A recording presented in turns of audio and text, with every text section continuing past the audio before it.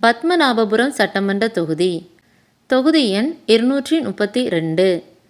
தற்போதைய சட்டமன்ற உறுப்பினர் மனோ தங்கராஜ். தொகுதியில் அடங்கியுள்ள பகுதிகள் கல்குளம் தாலுகா. வெற்றி பெற்றவர்கள் 2001 ராஜேந்திர பிரசாத் அதிமுக, 2006 ரெஜினால்ட் திமுக, 2011 புஷ்பலீலா அல்பான் திமுக, 2016 மனோ தங்கராஜ் திமுக, 2021 மனோ தங்கராஜ் திமுக. வாக்காளர் எண்ணிக்கை: ஆண்கள் 1,18,683, பெண்கள் 1,16,569, மூன்றாம் பாலினத்தவர் 17.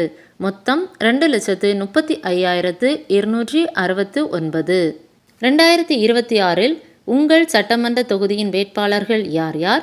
வெற்றி பெறுபவர் யார்? உங்கள் ஓட்டுக்கு யாருக்கு? மறக்காமல் கமெண்டில் தெரியப்படுத்தவும்.